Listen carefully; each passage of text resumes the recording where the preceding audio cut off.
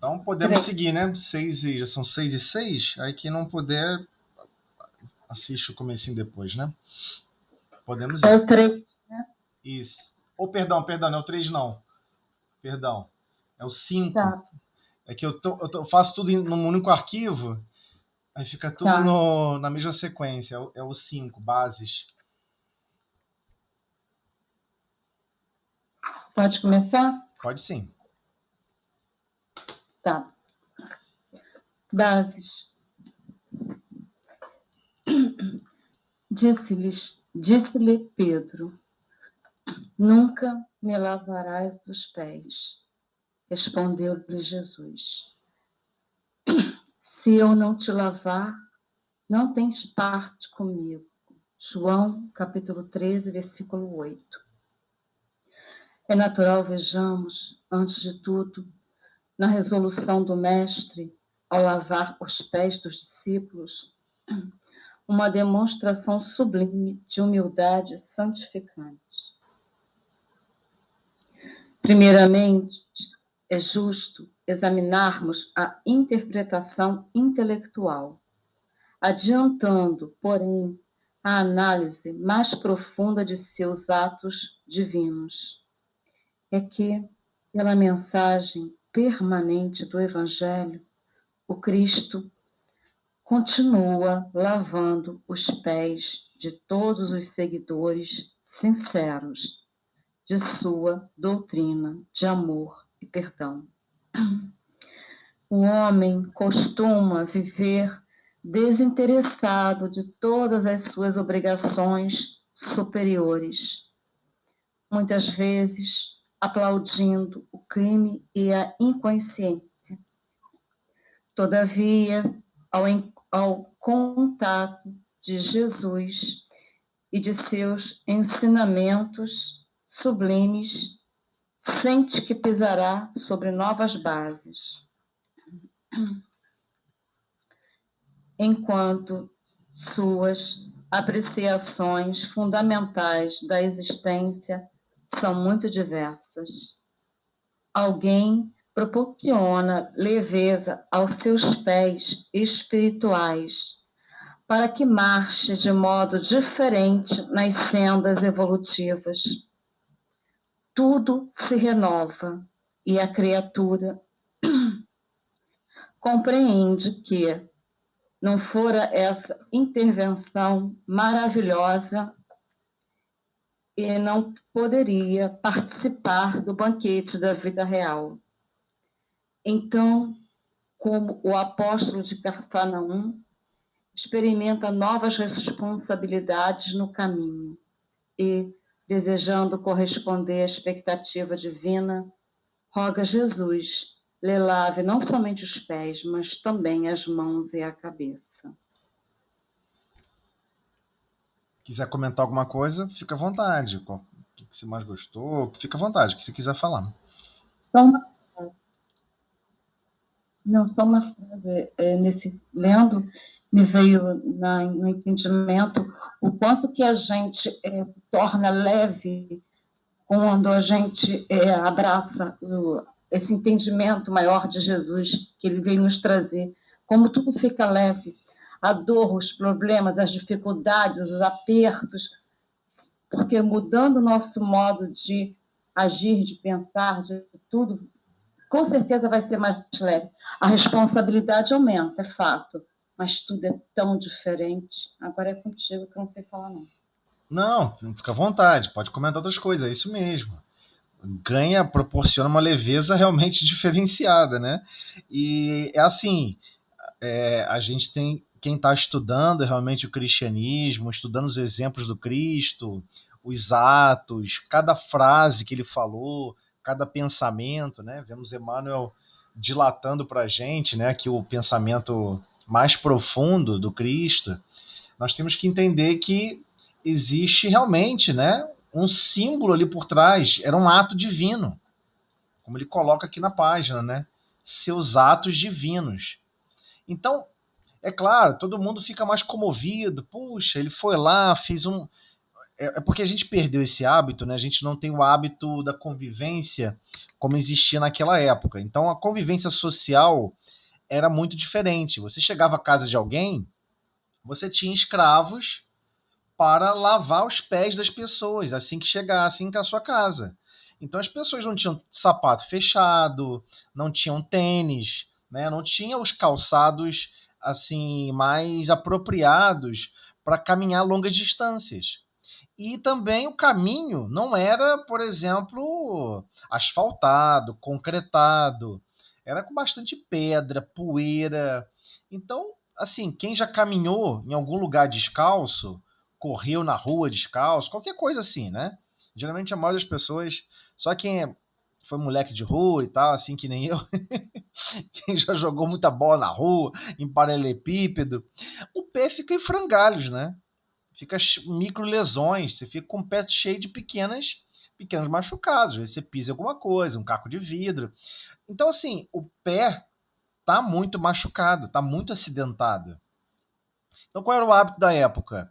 Você chega no local e você obriga o escravo a lavar o pé daquela pessoa, em respeito àquela pessoa. É como se fosse um cuidado normal. É como se fosse oferecer um copo d'água. Né? Que a pessoa acabou de chegar à sua casa, você está com sede, quer um copo d'água, quer alguma coisa? É normal você oferecer isso. Né? Só que Jesus fez isso, mas com outras intenções. Foi um ato divino. E o Pedro, no início, não entendeu. Pedro não entendeu. Porque, na verdade, já estava havendo ali uma discussão entre eles quem seria o maior no reino. Se a gente buscar lá na Bíblia e buscar lá a historiografia bíblica, né? Não necessariamente está na linha temporal adequada, mas nessa sequência de versículos, vamos observar João lembrando isso em detalhes. Que havia ali, né? Já que o Evangelho de João é um evangelho bem mais espiritualizado, e João pôde meditar bastante antes de escrever. Ele escreveu isso com uma idade bem avançada. Então, ele parou para analisar os eventos, repensar tudo o que aconteceu. E tudo ganha perspectiva quando você começa a observar que não foi simplesmente um ato em vão. Né? Ele não fez isso realmente para lavar os pés dos discípulos. Não é o pé material, físico. Ele estava falando alguma coisa do ponto de vista espiritual. E é difícil entender. Porque inicialmente parece o quê? Poxa, Jesus quis mostrar que, ao mesmo tempo, ele quis mostrar mesmo. Mas já estava planejado algo para representar para a humanidade esse entrelace do Cristo com toda a humanidade, com todos da humanidade. Então, quando ele pega e começa a lavar os pés dos discípulos, Pedro toma um susto, porque Jesus tira a roupa dele mesmo, né? Tá descrito lá na Bíblia. Ele tira a roupa, fica só com aquela nágua. É como se fosse aquela última roupa por baixo, né? É como se fosse quase que uma roupa mais íntima, né? Aquela roupa mais por baixo, aquela nágua mais simples, que era geralmente o vestuário dos escravos. Ele pega o tacho de água e começa a lavar os pés de um por um. E os discípulos ficam se achando, né? Os discípulos ficam se achando. E Pedro fica chateado. Nunca me lavarás os pés. Então, quando o João está lembrando aqui o nunca me lavarás os pés, ele está lembrando que ele deixou. João deixou o Cristo lavar os pés deles, porque estavam se achando os escolhidos. Caramba, estou no fechamento. É eu e esse novo reino. Tá tudo certo. Eles estavam realmente acreditando que iria se instaurar no mundo um reino, uma coisa mais física, ou uma coisa realmente transformadora daqui a alguns minutos. E eles estavam todos naquela pompa de, poxa, né, eu tô aqui com o Cristo, tô no fechamento, né, eu tô na influência aqui, tá tudo certo. Pedro não. Pedro ficou indignado, não. E Pedro critica os outros discípulos. Então foi um momento que nós vamos observar esse mesmo versículo, nessa mesma sequência de versículos, Emmanuel emitindo vários pensamentos, e existem várias páginas de Emmanuel sobre esse versículo. Existe uma em especial, ele tratando justamente quando Pedro começa a criticar os outros discípulos. Que isso? Não é possível que vocês vão deixar o Jesus de Nazaré lavar os seus pés. Isso é um absurdo. Isso é um ato insano. Mas os discípulos estavam com aquela pegada de achar que realmente já estavam, né, muito transformados. Sendo que na seara do Cristo, o que é contabilizado como transformação é o seu histórico de geração de amor e de sabedoria para todos, não para si mesmo. Então, o que você fez de amor e sabedoria para com todos? É isso que conta, essa a sua jornada, né? Então, ele deixa claro, é natural, né? Mano, deixa claro para todos nós. É natural você ficar imaginando, né, que o ato de lavar os pés é uma demonstração sublime de humildade santificante. Né? Ele não estava sendo obrigado. Ninguém obrigou ele. Se você não lavar os pés, você está jurado de morte porque você é um escravo. Não existe isso. Ele não devia obediência a nenhum lorde, a nenhum responsável de ninguém ali. Mas o que a gente não percebe é que o Cristo, sim, trabalha em obediência a Deus. Então aí que a coisa ganha uma dimensão estranha. Ele trabalha continuamente a favor do Pai. Então, todo projeto de Deus para a evolução da humanidade, para a evolução de todos que estão ali coparticipando da convivência, ele está trabalhando continuamente para adequar a lei de progresso para todos.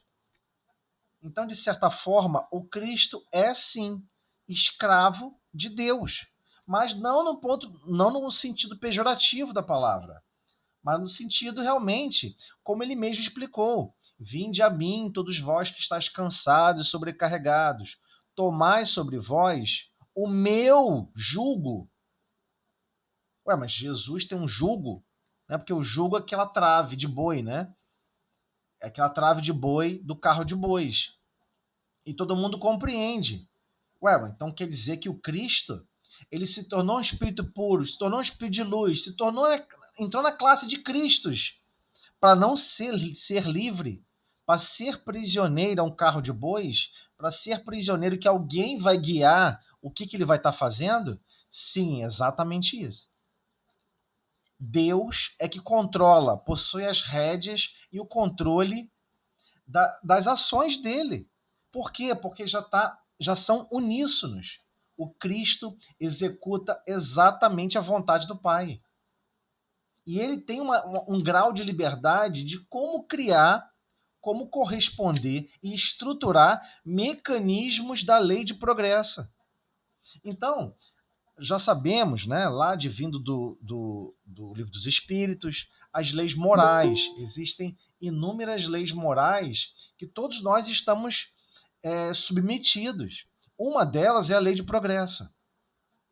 Então, por exemplo, não adianta de ficar imaginando, poxa, mas eu quero muito evoluir. Só que o evoluir existe uma confluência de situações e de recursos dos quais nós não somos detentores. Por vezes estamos com um certo recurso intelectual, mais facilidade para ler textos. Tem encarnação que não. E tem várias pessoas que ficam assim, poxa, mas fulano não consegue, poxa, entender um texto complexo. Não é esse o objetivo dele agora. Talvez ele entenda melhor do que todos nós juntos. Mas foi abafado esse recurso, porque ele tem que dilatar outros recursos. Então, o processo de evolução, ele é complexo, não é simples. Ele é muito complexo. Então, só para avançar aqui então um pouco mais o texto, né? Então, primeiramente, é justo examinarmos a interpretação intelectual. Primeiro você vai fazer aquela análise intelectual. Adiantando, porém, a análise mais profunda de seus atos divinos. Então, por mais que a gente fique aqui fazendo um monte de interpretação intelectual, fazendo um monte de interligações, ali tem um símbolo divino. Ali existe um símbolo divino. Aquele ato foi importantíssimo. Basicamente, ele está deixando claro: vocês vão continuar caminhando e chegará recursos para vocês. Meu Deus, Pedro, depois, aonde ele caminhava, a sombra dele curava as pessoas. As pessoas se jogavam na estrada onde ele ia passar, aonde Pedro passava, as pessoas iam se curando. A gente sabe que esse recurso não é dele. A gente sabe que o recurso, por exemplo, que é patrocinado da mediunidade, também não é nosso. Esse conjunto a mais de fluidos que cada um possui para processos de cura, para processos de situações mediúnicas, esses fluidos não são nossos, é do Cristo. É do Cristo. Quem está patrocinando isso tudo é o Cristo. Ah, mas eu tenho muita mediunidade de psicofonia, ou mediunidade disso, mediunidade daquilo. Adivinha, são os seus pés sendo lavados. Os seus pés acabou de ser lavado, tá com aroma especial e você vai caminhar por lugares que você desconhece, novos. Vai colocar seu coração à prova a situações extremamente complexas. E o seu coração vai verter amor, vai verter carinho, vai verter cooperação, vai verter as suas potencialidades, usando recursos que não são nossos. Então ele continua. É que pela mensagem permanente do Evangelho, Cristo continua lavando os pés de todos os seguidores sinceros de sua doutrina de amor e perdão. Então, quando ele está falando aqui, ele continua lavando, ele está falando realmente isso. Realmente. Ah, poxa, naquela encarnação eu não estou lembrando, às vezes eu estou reencarnando com grandes inimigos, reencarnando com grandes problemas. O ato de lavar, em termos de esquecermos o passado, para nos permitirmos conviver novamente, tentarmos transformar o que era ódio em amor, é uma espécie de recurso promovido pelo Cristo. Esse recurso não é nosso.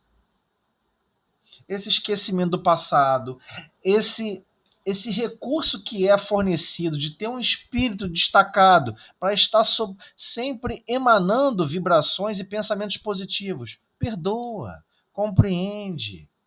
Olha que lindo toda a criação divina. Olha como tudo se harmoniza. Olha como todos os reinos, mineral, vegetal, animal, hominal, angelical, como tudo se harmoniza e se estrutura em perfeição. Temos que buscar essa perfeição. E é um convite contínuo. Só que todos esses recursos que nos são ofertados são para justamente desenvolvermos o quê? O amor e o perdão. Só que o amor, o perdão, a sabedoria, enfim, o perdão focado ali, por exemplo, nos instrumentos do amor, né? Que é benevolência para com todos, indulgência, né? Compreensão para com as imperfeições alheias e perdão das ofensas. Então, esses recursos que são da alma, que estão sendo patrocinados, mas a gente não vê, a gente não compreende, porque a gente só gosta de ver alguma coisa física. Ah, poxa, mas ninguém lavou meu pé. Eu não vi Jesus aqui lavando meu pé. Mas foi um símbolo. Ali foi um símbolo, foi um momento importante. Então eles estavam adentrando a recursos que eles não conheciam. Eles estariam em contato com recursos que eles não compreenderiam. E seriam recursos extremamente valorosos para toda a humanidade. Não fosse esse início desbravado por corações realmente recheados de boa vontade e de extrema coragem, é impressionante. Pedro é impressionante. Ele já estava já numa idade já mais avançada. Ele possuía filhos, possuía esposa, possuía todo o núcleo familiar. E Jesus fala para ele, olha, vai chegar um momento em que você vai ter que abandonar o seu conforto e o seu ninho criado por Deus, que é o seu lar, para executar a tarefa divina. Então, Jesus falava diretamente com Pedro numa linguagem mais avançada, exigia muito mais de Pedro, porque Pedro era mais velho, Pedro compreendia um pouco melhor algumas situações. Temos que lembrar que João Evangelista, nessa época, ele era um rapazinho, 20 e poucos anos.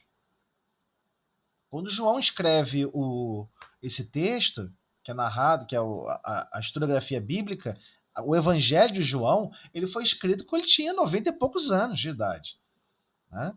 Então, só para a gente entender que ele teve um tempo muito grande para meditar sobre tudo isso, repensar e dar um grau de espiritualidade a todo aquele conjunto de interpretações. Pedro tinha que ser a vivência na prática. Na prática ali mesmo, pés no chão. Situações extremamente difíceis. Se a gente pegar lá o livro Paulo Estevão, vamos observar as dificuldades que Pedro passou, né? Pedro passou por situações muito difíceis, muito dolorosas, muito complexas. Então, o Cristo continua lavando os pés de todos, todos sem exceção. Ah, mas ele está lavando até aqueles que não são seguidores, porque a frase aqui você pode dar uma dupla interpretação, né? Como nós temos a tendência de sempre enxergar o negativo das coisas, a gente pode querer pegar essa frase e distorcer. Mas aqui não tem como ter distorção, tá? O Cristo continua lavando os pés de todos os seguidores sinceros de sua doutrina. Ah, então quem não é seguidor sincero, ele não está sendo ajudado, não está sendo amparado? Ao contrário, está sendo muito ajudado, muito amparado. Só que o seguidor sincero, ele está começando agora a caminhar na direção do amor e da sabedoria conscientemente. Ele não quer dar um passo na frente sem compreender onde está o norte. Ele não anda mais sem bússola. A diferença é que os outros, às vezes, andam sem bússola. Uma vez dá um passo para o norte, outro para o leste, depois o outro para o oeste, depois consegue dar outro passo para o norte. Porque vai meio que tropeçando, meio que tateando, porque não quer seguir os princípios e não quer compreender, estudar e tentar colocar em sua própria vida os recursos do Cristo. Recursos de experiência de vida. Em que sentido? No sentido prático. Prático mesmo, no dia a dia. Tem que aprender a perdoar, temos que compreender, temos que tentar gerar o bem o máximo possível.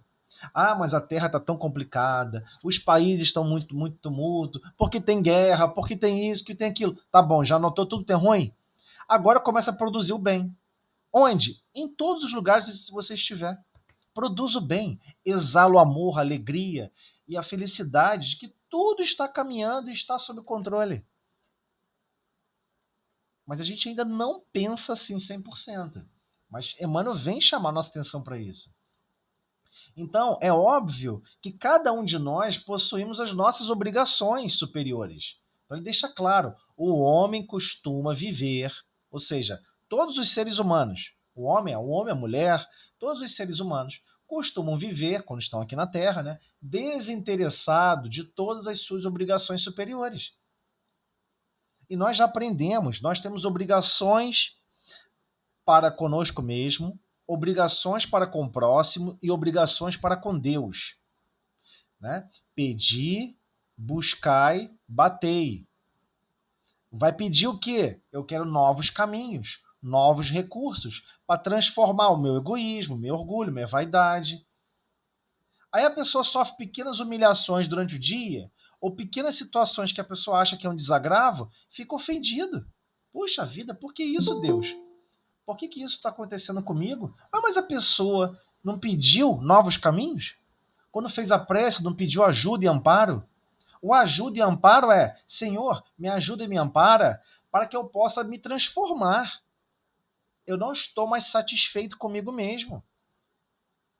Eu gosto muito quando as pessoas falam sobre, né, mundo de regeneração. Não, o planeta Terra vai se transformar de mundo de provas e expiações para regeneração. Só que essa troca ela não é física. Essa troca é um prisma de conceito. Qual é o conceito? Eu não estou mais satisfeito comigo. Eu quero me regenerar. Eu não me aguento mais. Eu sou impaciente, eu fico irritado com facilidade, eu perco a calma, alguma coisa acontece, pô, desaba toda a minha base de equilíbrio. Ué, por quê? Porque, viu, eu sou assim, eu não me aceito mais. Eu quero regenerar. Você quer transformar o que você antes estava apaixonado. É esse o problema da regeneração. As pessoas ficam achando que vai vir de fora para dentro. Ela vai vir de dentro para fora, vai ser o contrário. A regeneração do planeta não é nada com relação ao ambiente externo. Pode estar tudo pegando fogo, caindo bomba, explodindo, fazendo um monte de coisa. Pode estar caindo meteoro dentro da Terra, mas a pessoa está preocupada. Meu Deus, tá vindo um meteoro, presta a cair na cabeça da pessoa. E a principal preocupação da pessoa é: puxa vida, não é que eu sou extremamente egoísta? Não é que eu sou extremamente orgulhoso e vaidoso? Eu não me aguento mais. Eu devia estar correndo aqui para cuidar das outras pessoas que eu tenho capacidade de cuidar e eu estou preocupado em me proteger só eu mesmo, sem querer cuidar de ninguém. Que absurdo, eu não quero mais ser assim. Então a gente começa a querer mudar, e é uma coisa, é um choque cultural, porque tudo da vivência, da convivência, por vezes desde o lar, das escolas, das universidades, às vezes não vai brindar a pessoa a se potencializar de recursos para servir. Às vezes ela se potencializa de recursos para servir a si mesma. Ah, eu quero ser um ótimo especialista em economia, para que eu possa enriquecer. Eu quero ser um ótimo especialista em não sei o que lá, para que eu possa ganhar muitos recursos com essa especialização. Mas não é esse o objetivo. O objetivo da Terra não é esse. Esses recursos que nos estão sendo facultados de inteligência, de, de fala, às vezes tem pessoas que têm uma facilidade com idiomas que é impressionante. Se já reencarnamos várias vezes, por que alguns conseguem ter um acesso melhor a lembranças de outros idiomas e outros não? Então, existe um patrocínio desses recursos. Isso não está sendo automático e direto. Por que a humanidade, e até mesmo no meio espírita, não é ventilado isso com facilidade? Porque isso ofende brutalmente quem é muito orgulhoso, muito vaidoso. Poxa, então quer dizer que todo o conhecimento que eu tenho, que eu aprendi de matemática, de física, de química, de música, quer dizer que não é meu? E outra coisa, quer dizer que eu não gerei sozinho? Não, não foi. Não foi. A gente tem uma palhinha sobre esse tipo de patrocínio que nós temos quando a gente está estudando lá no ESD, estudamos bem lá atrás, aquele trechinho que vai falar sobre o anjo da guarda, o espírito protetor, a função que ele tem para cada um, literalmente, um a um, mente a mente, quando estamos aqui encarnados. E lá ele fala, tem uns trechos que a gente lê rápido e não pega. Ele fala: olha, esse espírito nos ajudou a aprender a andar, ele nos ajudou a aprender a falar o idioma daquele país novo que você acabou de chegar. Mas as pessoas cismaram, né, que a criança em contato com a gente, automaticamente, tá aprendendo porque tá ouvindo. Porque tá ouvindo os adultos falarem. A criança aprende a falar rápido porque a criança é uma esponja. Cara, mas se você olhar quantas horas a criança passa realmente em contato com alguém, são muito poucas horas. É lógico que a maioria do processo ocorreu durante o sono. Mas a gente não consegue compreender isso. Espíritos responsáveis que cooperam com a nossa encarnação nos auxiliaram. Nos auxiliaram muito. Eu não falava uma palavra até 3 anos de idade. Mas nenhuma palavra, zero. Ruído nenhum. Zero. E todo mundo achava que eu era mudo, né? Meu pai e a mãe viviam discutindo um com o outro. Esse menino é mudo. Você tem que falar com ele. É porque você não fala com ele. Mas eu não tinha contato com esse idioma. Foi um sofrimento danado para mim. Né? Viver a língua portuguesa tem sido até hoje, né, um sofrimento danado para mim. Então, por exemplo, a maioria das pessoas escrevem. A maioria das pessoas escrevem, não sei porquê, né? Aqui no Ocidente tem esse vício de escrever da direita para esquerda. Até me confundi, tá vendo? Esse vício de escrever da esquerda para a direita. Isso para mim não é natural. Eu tenho que fazer força. Na hora que eu pego no lápis para escrever, eu tenho que fazer um esforço, um pouquinho de esforço, para lembrar que eu tenho que escrever da esquerda para a direita, não da direita para a esquerda. Para mim é muito mais fácil escrever da esquerda para a direita. Para mim é mais fácil olhar a porta escrita com alguma coisa de vidro, né, aquelas portas de vidro, e ler o contrário. Ler de trás para frente. Mas todo mundo aqui escreve de frente para trás, é uma coisa doida. Entendeu? Mas, e o pior, é a minoria. Então, assim, com certeza eu fui ajudado, porque eu sozinho não ia dar conta. Eu não teria como conseguir falar esse idioma se eu não tivesse ajuda fora do corpo físico. Né? Meu pai trabalhava direto fora. Minha mãe sempre ocupada fazendo 1000 coisas. É óbvio que e minha mãe também trabalhava. É óbvio que ela não tinha como me dar o tempo necessário de conversação, porque a gente não anota, né? A gente não fica anotando quantos minutos a gente ficou conversando com a criança. A gente não fica anotando. Se anotar é vergonhoso. A gente observar que o tempo que a gente disponibilizou para a criança foi extremamente pequeno. Se não fosse esse recurso divino, a gente não aprenderia a se equilibrar novamente, o corpo físico. Porque a gente fica muito tempo, às vezes, sem reencarnar. Quando volta para o corpo físico, equilíbrio, se equilibrar, não cair para frente, não cair para trás, a gente acha que é um processo natural, mas não é tão natural assim. Então, tudo isso fomos aprendendo, até aprender a andar no texto. A Ana está aqui presente, outras pessoas que estavam no estudo também, quem puder lembrar, vai lembrar disso. O Espírito deixa claro, até o processo de aprender a andar foi auxiliado por esses irmãos. Cara, andar. Aí a gente fica assim, nossa, eu aprendi uma coisa de matemática sofisticada. Nossa, como é que... Eu vi claramente como fazer. Aí você fica assim, pô, foi claro demais. Então não é a primeira vez que eu estou em contato com isso. E alguém deve ter me explicado em muito detalhe, porque a ideia está pronta. A ideia está pronta, meu Deus. É lógico que não partiu de mim. E a gente fica nessa loucura de achar que é nosso, que o recurso não é nosso. É o Cristo lavando nossos pés com recursos para que possamos colocar nosso coração à prova. Tá aí, ó. Você tem um recurso da mão, agora se desenvolve em amor. Faça amor. Faça por amor. Ensine por amor. Dê exemplos por amor.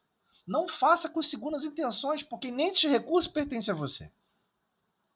É esse o drama que a gente vive hoje. E a gente não percebe, parece que a gente está meio que anestesiado, vivendo no mundo como se fosse, sei lá, um barquinho à deriva. Mas não, a gente tem que começar a entender isso. Todos os recursos. Ah, mas eu queria tanto ser, né? Poxa, Albert Einstein. Eu queria tanto ser. Ah, outro pensador, não sei o quê. Eles já deram as contribuições deles. Mas se parar a pensar, um dia eles vão ter que se deparar com isso, que eles foram assistidos por outros espíritos, que aquilo não partiu deles sozinhos. Se a gente observar, quem um dia quiser ler a história, né, de Albert Einstein, e Albert Einstein foi muito sincero. Ele disse que ele não estava conseguindo trabalho, ele foi trabalhar numa biblioteca, num setor chamado de depósito de patentes, vai? Quase que como arquivista e tal, um trabalho super simples. Como arquivista num depósito de patente. Albert Einstein. E o cara tá lá trabalhando. Um dia ele estava andando no ônibus e ele começa a olhar o relógio que estava distante na rua e o relógio com ele de bolso. Aí ele vê a ideia pronta na cabeça dele. E ele fala isso. Eu tenho o texto dele original em alemão. Ele escreve isso rasgado. Talvez, talvez não, possivelmente o tempo não é uma variável fixa. O tempo não é fixo. Porque a discussão na época era sobre referencial. Como descrever alguma coisa que está em movimento?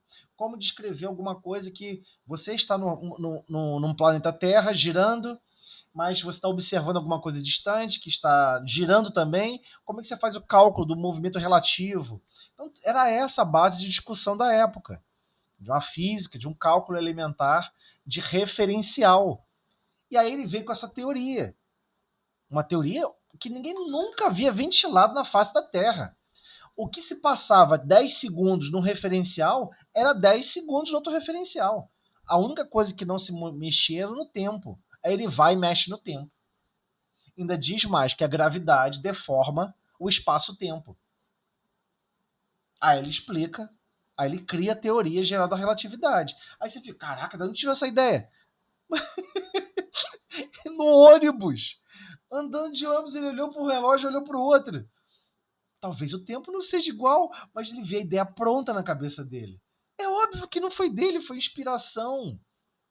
Ah, mas ele teve a capacidade de interpretar e depois dilatar aquele conhecimento. Também foi patrocinado esses recursos. Esses recursos não são nossos. Mas aí a teoria ficou com o nome dele. Mas se ele conseguiu alcançar realmente a percepção do todo, e se desenvolver em amor e sabedoria, ele vai perceber que nada daquilo é dele. Aquela percepção, aquela capacidade de compreender o fato não é dele, não foi dele. Ele foi usado para avançar a humanidade. Hoje todo mundo tem celular com GPS, né? Você pega o GPS, você anda para um lado para o outro, o GPS te atualiza e tal. Mas o que ninguém sabe é que existe um relógio atômico em cada satélite. Para fazer o cômputo correto da posição, você tem uma variável lá chamada variável relativística. Porque o satélite está numa velocidade absurda. Muito mais rápido. O satélite dá várias voltas no planeta Terra em menos de um dia. E está numa velocidade periférica absurda, para poder não cair, né, dentro da gravidade da Terra, não ser dragado dentro da gravidade. Ele está em queda livre continuamente. Para não cair na Terra, ele tem que ter uma velocidade tangencial muito elevada. Então, o que acontece? O cálculo só funciona quando pega o resultado de Einstein e corrige o cálculo do tempo. Porque o relógio atômico lá, que mede com 9 casos decimais, né, o GPS não mede distância, ele mede tempo. E a velocidade do sinal de rádio é que é fixa, né, é a maior que tem disponível na Terra. Então, ele mede tempo, mas tinha que fazer uma correção relativística. Então, muitos recursos que surgiram depois só foram possíveis a partir dessa teoria. Vamos achar que é dele? Ele alcançou esse resultado? Então, na indumentária, né, toda essa vestimenta doida que nós vestimos aqui na Terra, de orgulho, de vaidade, a gente ainda coloca o nome da descoberta, bota o nome da pessoa. Né? Equação de Einstein, equação de... Enfim, N nomes sempre são baseados em nomes. Teorema de Euler, teorema de não sei quem, teorema de não sei quem, sempre nome de pessoas. Mas você vai ver a história por trás, que ninguém mais conta, né? Você fica chocado, o cara vê com a ideia pronta. Aí você pensa, ele se inspirou em quê para ter essa ideia? Em lugar nenhum. Fisicamente, em lugar nenhum. Isso que é engraçado, a gente perde isso. Então é óbvio que foi patrocinado. Aquele pensamento foi patrocinado. Nós não temos essa capacidade de fazer essa compreensão mais profunda da natureza divina. Não temos. Então pegamos fragmentos. Nos é patrocinado esses fragmentos. E temos que compreender. É a forma do Cristo estar lavando nossos pés. Tá vendo aí? Você pode fazer uma contribuição. Você pode fazer contribuição de amor. Você pode fazer a contribuição. E a pessoa fez a contribuição por amor. No caso, a pessoa diz que é por amor à física, por amor à ciência. Mas, na verdade, é por amor à vida. Ele fez por amor à vida. Hoje nos beneficiamos do raio-x. Madame Curie desencarnou com um processo gravíssimo. Foi uma morte horrível, coitada, porque ela estava se contaminando com raio-x, que não tinha dosagem controlada. Ela estava sempre se expondo à radiação, sem saber que a radiação ionizante ela arranca elétrons do seu corpo. Ela está destruindo a estrutura atômica do seu corpo. E ela não sabia, né? Usava ali aquela fonte exposta, sem ter um filtro, sem ter um controle de quanto de radiação caía no corpo dela, e ela desencarnou com tumores horríveis. Alterou gravemente a constituição física do corpo dela. O que ela ganhou com isso, com a descoberta do raio-x? Nada. E se perguntar para ela de fora do corpo físico, você faria de novo? Ela fala assim, faço de novo. Aonde me for arremessar, aonde o Cristo me arremessar para eu servir, eu vou. É isso. Só que se a gente soubesse em detalhes, né, que não vai ter glórias para o nosso orgulho, para a nossa vaidade, a pessoa não quer servir. Só quer viver no sentido utilitarista, né? Então a gente precisa desmontar isso no nosso subconsciente. Então ele deixa claro, ao contato de Jesus e seus ensinamentos sublimes, sente que pisará novas bases, sobre novas bases. Então muitos espíritos vieram para doar a vida para doar literalmente a existência. Eu vou ajudar o que está sendo me solicitado para ajudar. A pessoa reencarna, chega aqui e começa a produzir o que ela acha que tem que produzir e se esforça ao máximo. Mas a gente não entende isso. Vários espíritos estão patrocinando esses recursos da Terra. Sócrates, quando veio à Terra, ministro do Cristo. Sócrates, eu preciso que você vá lá para poder, né, dilatar o pensamento dessas pessoas. Você colabora? Pode ir lá comigo para me ajudar? Ele veio, sim, mestre. Olha só, o pessoal lá está bem agressivo ainda. Eles vão ver uma ideia meia torta, uma ideia diferente.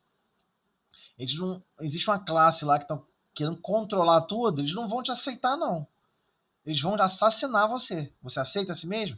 Senhor, só aponta o buraco que eu pulo. O que você mandar, eu faço. E ele veio e cumpriu. E foi obrigado a tomar cicuta. Foi assassinado porque pensava diferente. Queria desestruturar a lógica de poder. O poder oligárquico. Ele falou, olha, isso vai dar errado. Essas pessoas não estão sempre escolhendo o pior. Vai dar ruim. Então, assim, é difícil. Eu estou falando de séculos antes do que a gente compreende hoje, né? Pegar a linha temporal, você fica chocado, mas é ministro do Cristo. Foi enviado para a Terra para ajudar a libertar o nosso pensamento, doando a própria vida. Doou a própria vida nesse sentido. Chico Xavier, me diz que minuto da vida dele ele viveu para ele. Ele não podia chegar e falar assim, ó, agora eu quero me casar e ter filhos. Vou parar com isso aqui e tal, vou me casar, vou ter filhos, esse projeto fica para depois. Não é esse o seu projeto. Seu projeto é servir aqui nesse recurso que lhe foi outorgado. Não foi solicitado. Você recebeu uma outorga. Vai lá e faça, cumpra. Então, ainda estamos engateando nesses recursos.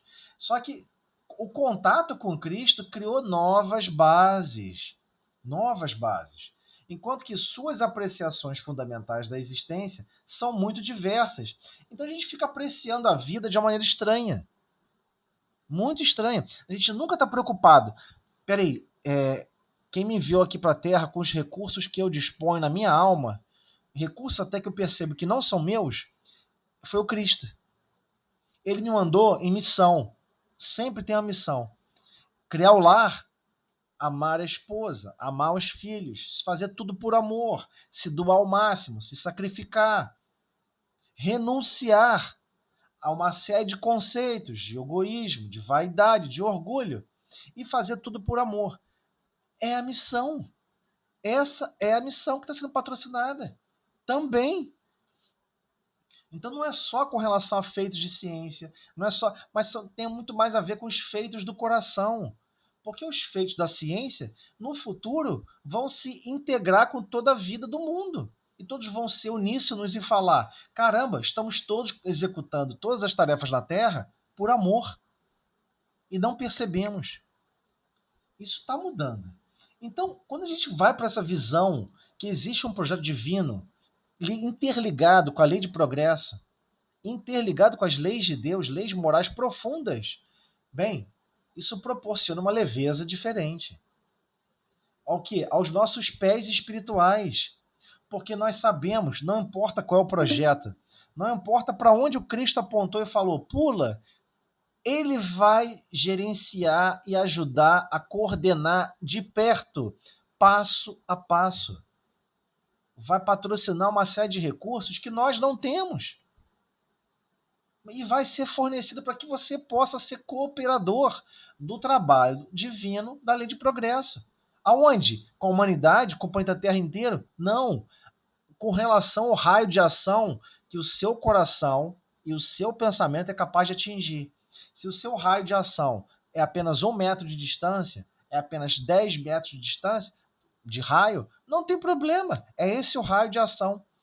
Mas se todos estiverem motivados e realmente imbuídos desse princípio, olha só como que a humanidade se transforma rapidamente.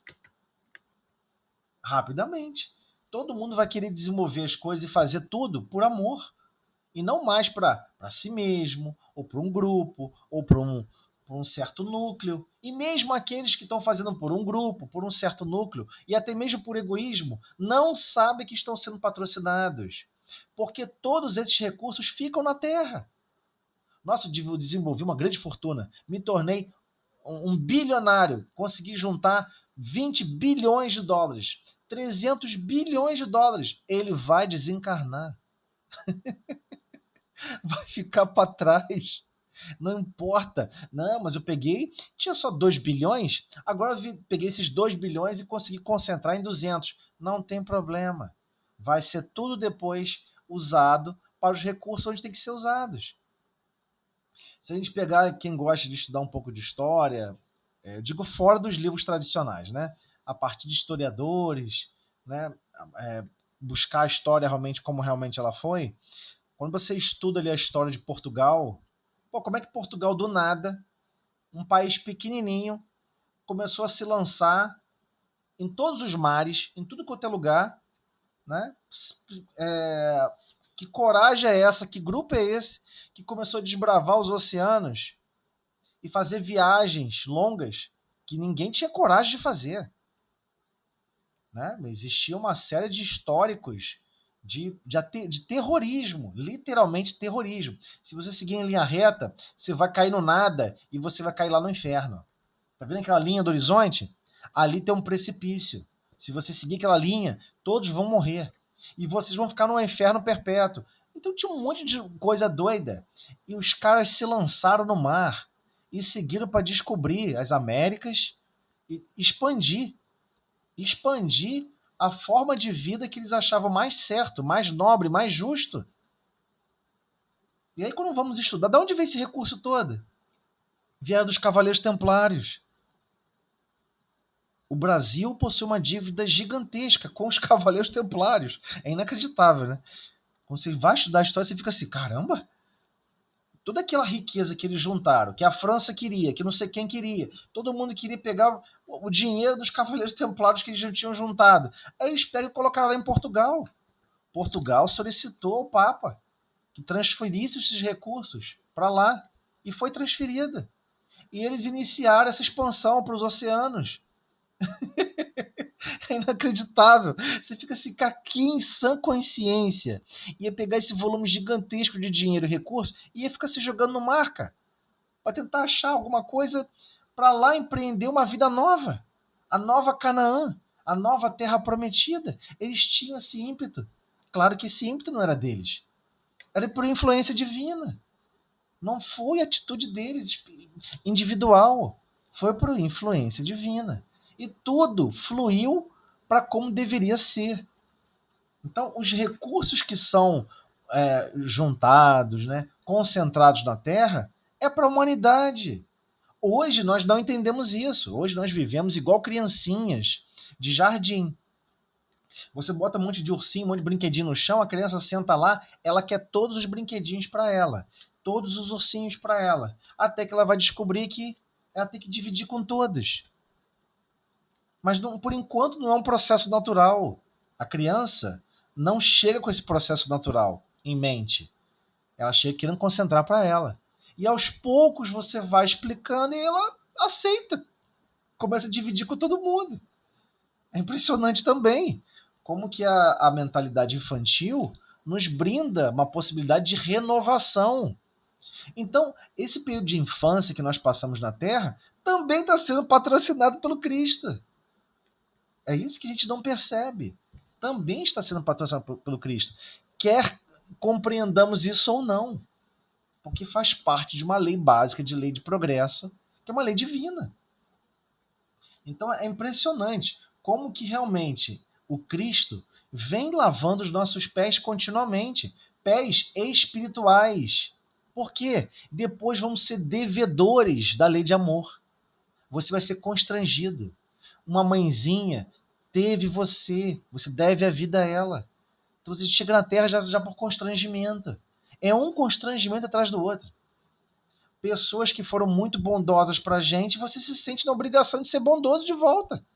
Caramba, no mínimo, Eu tenho que ser bondoso de volta, no mínimo. Quanto? Ah, eu tenho que fazer pelo menos 3x, 4x, 10x. Porque, poxa, a pessoa fez isso naturalmente. E eu tô aqui matutando como fazer.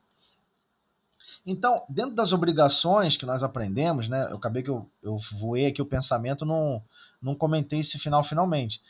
Das nossas obrigações para conosco mesmo, é transformar, né? Primeiro a gente pede ao Cristo novos caminhos, né? Pedi e obtereis. Buscai e achareis. Mas buscar o quê? Senhor, eu quero buscar como produzir o bem. Senhor, eu quero buscar como ser melhor do que eu sou.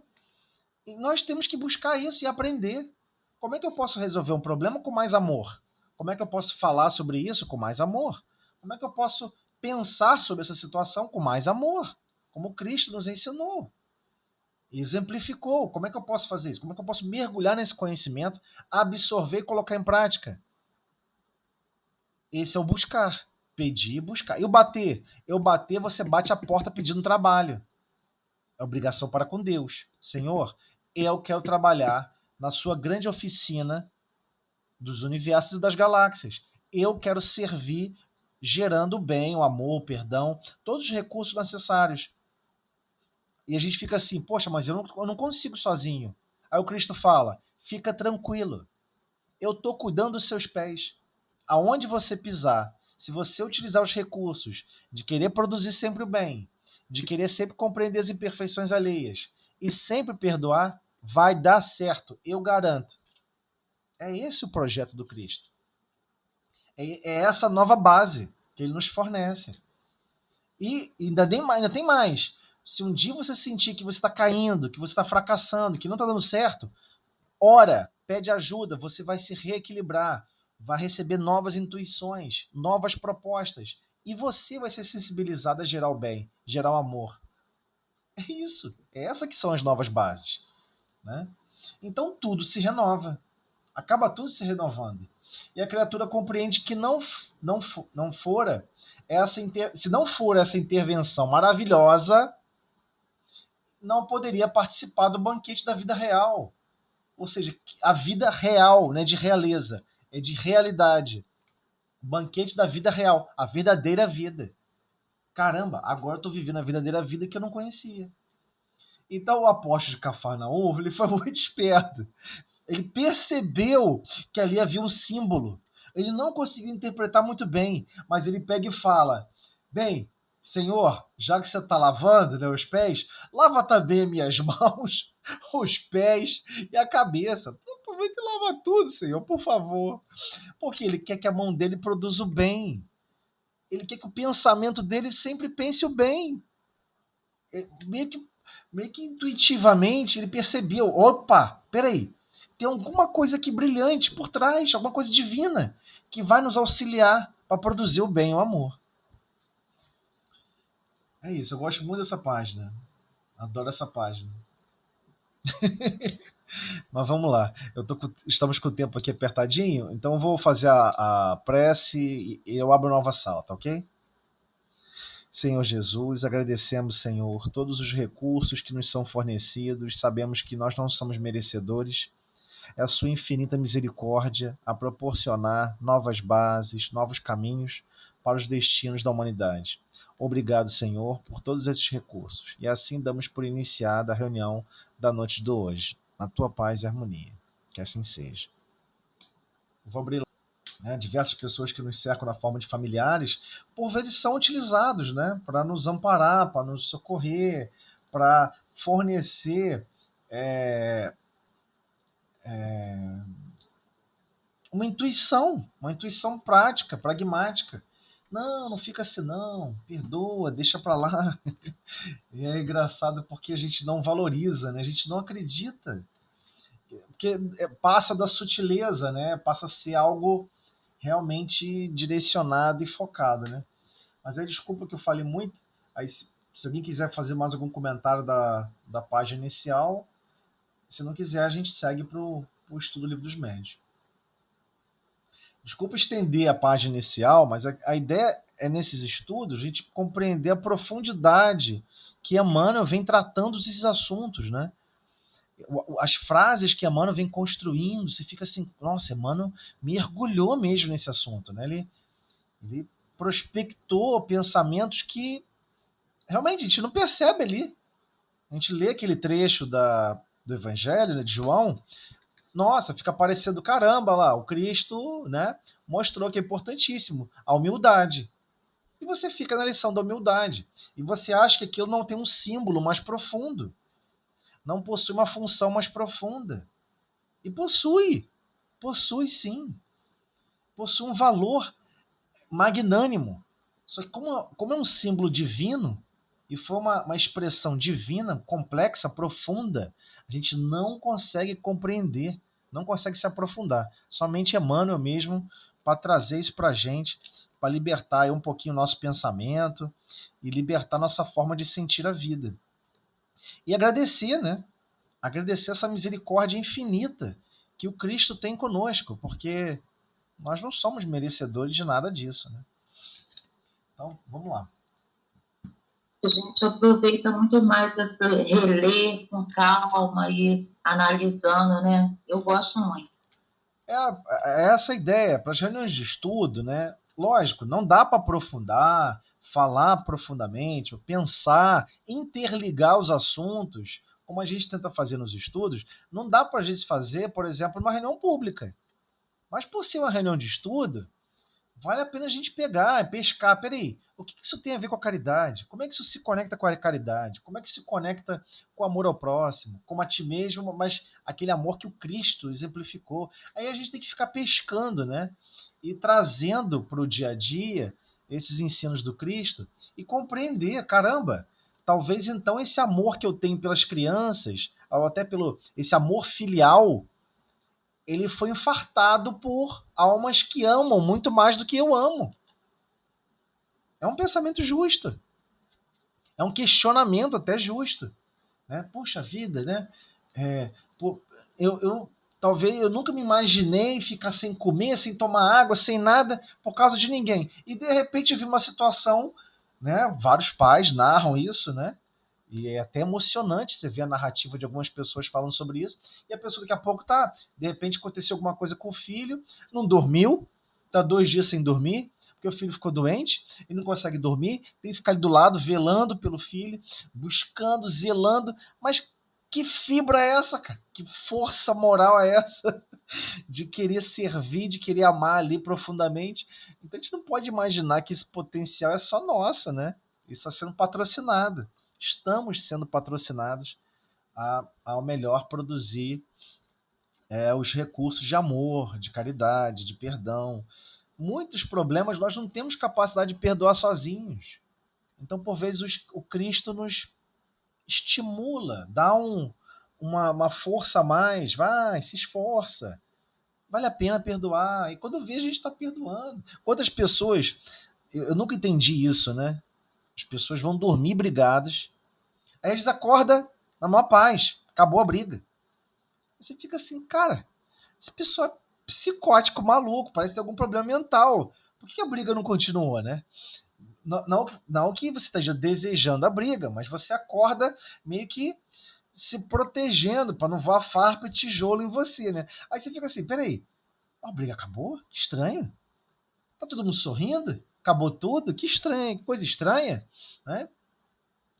Mas esquecemos que, por vezes, fora do corpo físico, né, algumas pessoas falam assim, né? O espírita que está estudando de uma maneira mais instrumental fala assim: ah, mas porque era influência de algum espírito. Ué, então só porque foi dormir acabou a influência? Não acabou, né? Muito pelo contrário. Às vezes poderia até piorar. Aí a pessoa acorda bem. Aquela cisânia toda, aquela mágoa, tudo passou, ficou tudo menor. A gente não lembra o que a gente vivenciou fora do corpo físico, o que nos foi reciclado, o que nos foi permitido repensar, o que nos foi estimulado a viver de uma maneira diferente, né? A sentir a vida de uma maneira diferente. E por vezes até mesmo reuniões que buscaram conciliação entre o desencarnado mais destemido pelos processos de vingança e os corações voltam a se harmonizar. Mas houve uma intervenção além dos nossos potenciais. E a gente não reconhece que isso é uma ação divina de apoio, de infraestrutura essencial da encarnação. Aos pouquinhos a gente vai despertando para esses detalhes, né? Mas que com certeza o apoio existe, é inegável. Mas vamos lá.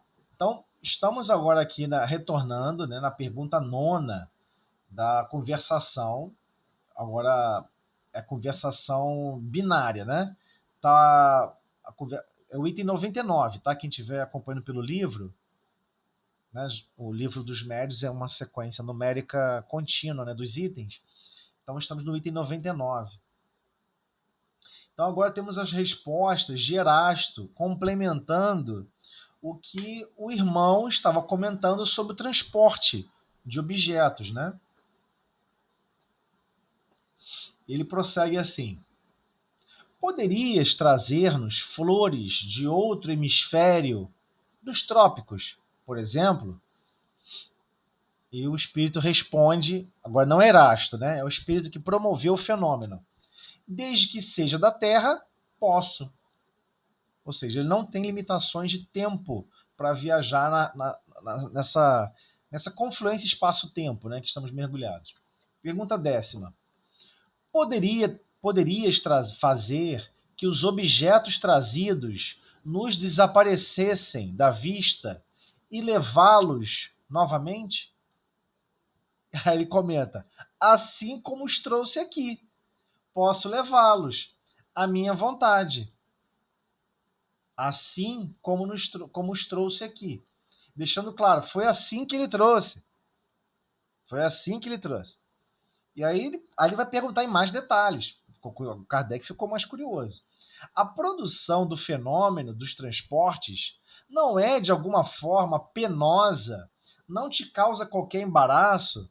Né? Imaginando o seguinte, já que ele vai utilizar um fluido para mergulhar um objeto nesse fluido e transportar até outro lugar, será que isso não causa fadiga, um peso, né? Como fosse carregar, é um desgaste, não corre um desgaste para esse espírito? Aí ele comenta: não, não nos é penosa em nada, quando temos permissão para operá-los. Quando temos permissão para operá-los. Poderia ser-nos grandemente penosa se quiséssemos produzir efeitos para os quais não estivéssemos autorizados. É igual, por exemplo, você quer viajar até a Marte, nesse corpo físico. Você quer ir, pode ir, não tem problema. Só tem um problema. A constituição física do seu corpo, ela foi desenvolvida para essa estrutura de gravidade do planeta Terra. Então não é assim. Algumas pessoas se doaram, né, para a ciência estudar o que aconteceria com os ossos, a pessoa ficando muito tempo fora do corpo físico, fora do planeta Terra, da gravidade da Terra. Então, numa estação espacial, a gravidade da Terra é muito menos intensa do que a gravidade aqui, né? A gravidade da Lua é muito baixa comparada à gravidade da Terra. Então, você está caminhando na Lua, você quase que volita, né? Você sai do chão com facilidade. Então, o que se descobriu? Que os ossos começam a passar por um processo de desmineralização, a perda de minerais nos ossos, porque os ossos eles precisam estar sobre um trabalho mecânico constante. Ele é um órgão vivo. E ele precisa estar em trabalho mecânico constante. Não tendo esse trabalho mecânico constante produzido pela gravidade, há uma degeneração óssea acelerada. Então, essa pessoa que voltou do espaço, um ano depois, ele estava com diversos problemas crônicos ósseos. Então, enfim, isso já deixa de claro, né, que é um problema grave, que não tem solução, né? Nem em curto nem médio prazo. Então, a nota de Erasto a esse respeito. Ele não quer convir em que isso lhe é penoso, embora o seja realmente. Então, o que ele está querendo dizer? Que o espírito não quis demonstrar que o ato desse desgaste fluídico, né, porque ele manipula fluidos, ele pega o fluido do médium e o fluido do perispírito dele, da constituição física dele. Ele está gastando energia dele mesmo para produzir o fenômeno. A gente já entendeu isso, né? O fenômeno de transporte, como diversos outros fenômenos mediúnicos, requer mistura de fluidos específicos para produzir um fenômeno. Então, Erasto nota, ele não quer convir, ele não quer, né, confirmar, né? Isso pode gerar embaraço, ele pode se parecer de fraco, né? As pessoas, não, você se cansou muito levantando 200 quilos do chão? Não, para mim foi facinho, mas tá cheio de dor, tudo cansado, mas ele não quer admitir. Ele tá falando que é essa particularidade do irmão, né? Ele não queria convir, ou seja, admitir que isso lhe era um pouquinho penoso, sim. Embora o seja realmente, pois que se vê forçado a executar uma operação, por assim dizer, material. Então, meio que ele está sendo forçado para executar uma operação material e que para ele não soma nada. Para ele não soma nada. Era muito melhor ele compreender que tipo de ações e reações melhor condicionava e melhor equilibrava a própria constituição fluídica que reveste ele mesmo. Né? O que você prefere? Não precisa mais carregar bujão de gás. Dá um exemplo bem físico. Não precisa mais carregar bujão de gás. Tudo se transformou com outros recursos de fonte de energia. Aí alguém um dia fala assim, aí mostra para ele como é que trocava há 300 anos atrás um bujão de gás numa casa. Aí você levanta o bujão. Não é leve. Dependendo da estatura da pessoa, né, do condicionamento físico, muscular, a pessoa nem tira do chão. Aí levanta, cheio, foi um bujão cheio. O vazio é bem mais levinho. Cheio, aí carrega, mostra como é que aperta lá, não sei o que, machuca a mão. É penoso. Então você fala assim, poxa, você não podia ter me pedido alguma coisa mais, né, condizente com a minha condição atual, né? Com a minha condição atual, então vou ficar me pedindo para carregar bujão de gás. Então é isso que ele está falando. É claro que é penoso nesse contexto. Podemos seguir, gente? Tá claro aí a explicação de Erasto? Tudo bem?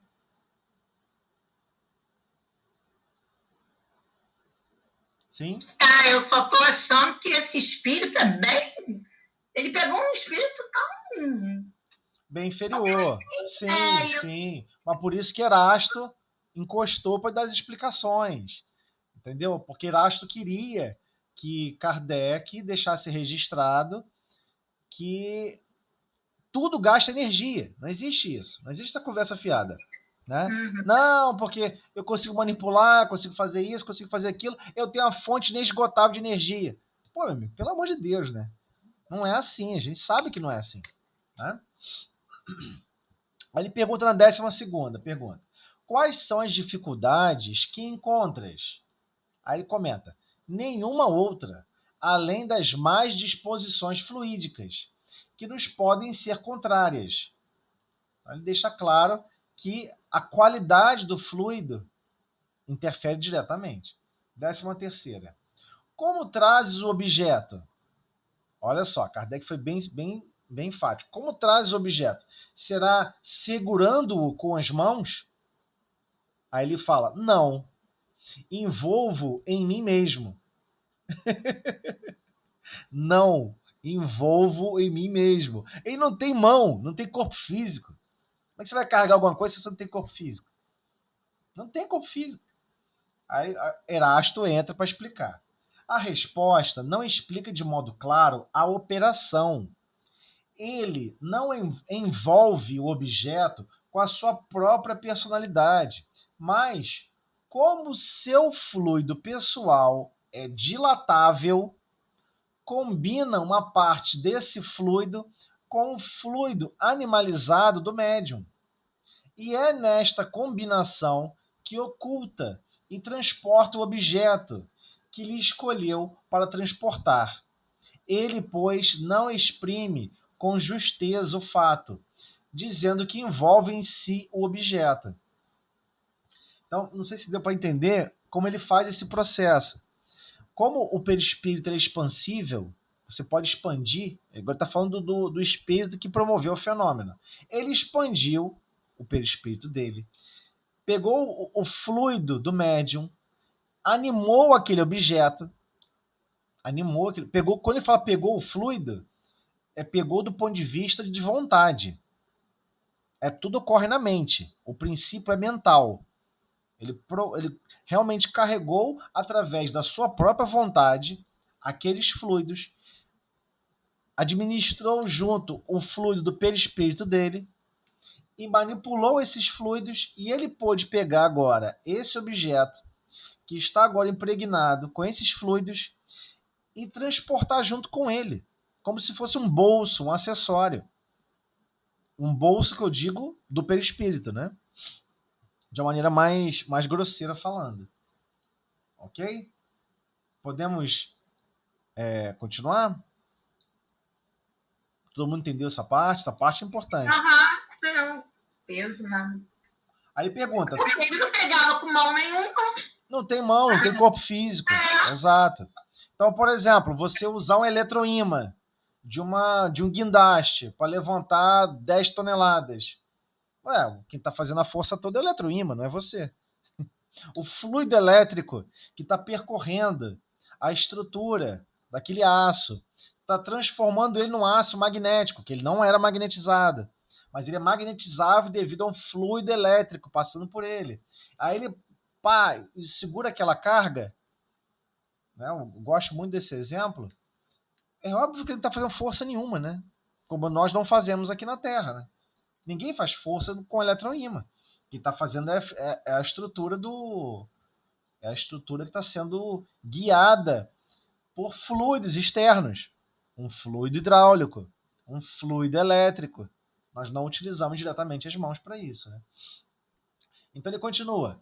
Trazes com a mesma facilidade um objeto de peso considerável de 50 quilos, por exemplo?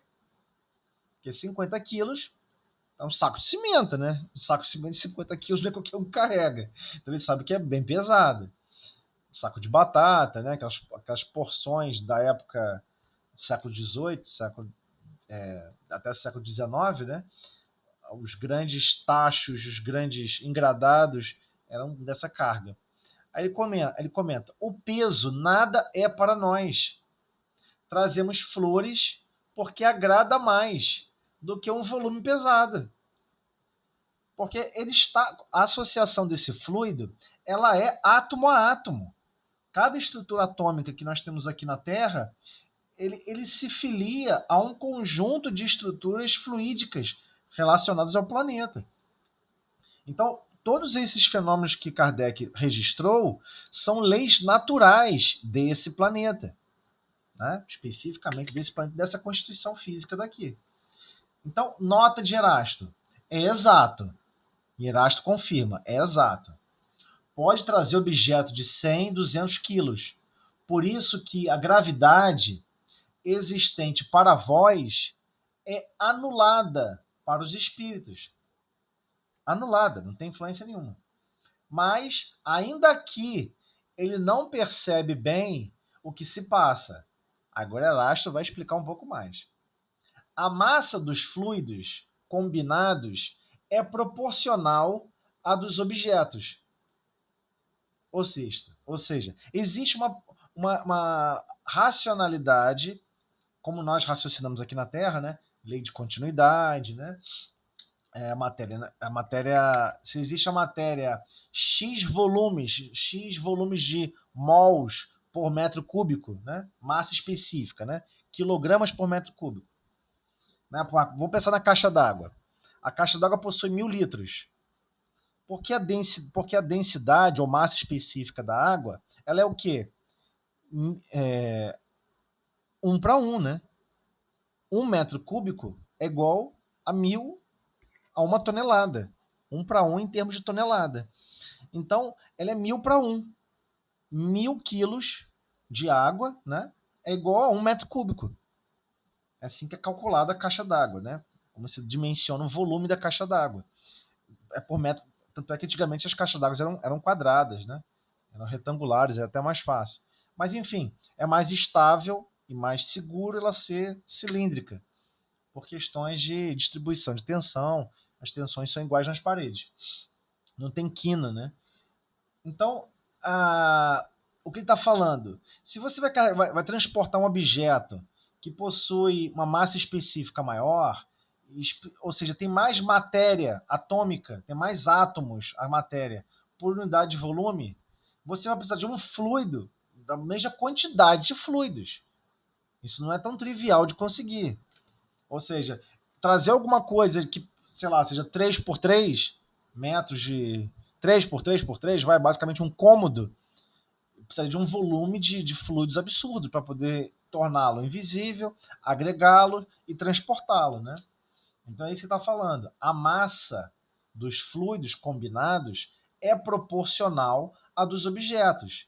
Então, quando ele pegou um fluido do médium e mais um fluido dele, ele pegou um fluido, vamos chutar aqui, vai. Pegou 2 quilos de fluidos, uma unidade relativa, vai.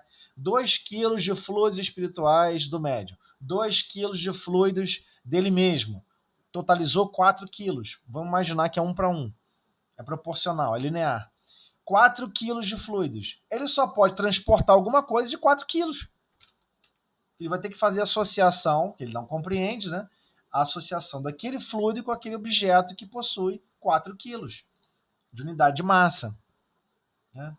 Então, numa palavra, a força deve estar em proporção com a resistência, donde se segue que, se o espírito apenas traz uma flor ou um objeto leve, é muitas vezes porque não encontra no médium, ou em si mesmo, os elementos necessários para um esforço mais considerável. Então, Erasto explicou de maneira muito mais científica. Olha, não é muito bem assim não. Para trazer um objeto maior, né? Vamos supor, ele vai pegar uma pedra lá de Stonehenge, lá na Inglaterra. Cada bloco daqueles são 200 toneladas. Tem átomo ali, dá muito átomo. Como é que ele vai conseguir tirar isso de um médio? Esse volume todo de fluidos de um médio para associar com o volume dele? Ele não tem essa capacidade. Não foi ofertada essa possibilidade. Não há disponível esse volume de fluidos, né? Ficou claro, gente? Isso aqui ficou, né? Tudo bem? Podemos seguir? Pode, ficou bem claro, pelo menos para mim, né? Se alguém tiver alguma pergunta, é só interromper, hein? Ah, isso aqui não discorda, esse pessoal é doido. A gente vai tentar explicar melhor. Vamos lá. 15ª. Poder-se-ão imputar aos espíritos certas desaparições de objetos cuja causa permanece ignorada? Aí Kardec começou a imaginar, né? Alguém acusou o outro de roubo porque sumiu um colar, porque sumiu isso. Será que isso acontece? Né? Que o espírito fez sumir aquele objeto e aí causou um tumulto danado? Vamos ver. Isso se dá com frequência. Com mais frequência do que supondes, mas isso se pode remediar, pedindo ao espírito que traga de novo o objeto desaparecido. Aí eu quero fazer uma nota aqui da minha parte. Gente, quando vocês perderem as coisas em casa, não fica falando que foi algum espírito, não, hein? Ah, mas isso já aconteceu comigo. Não foi espírito, tá?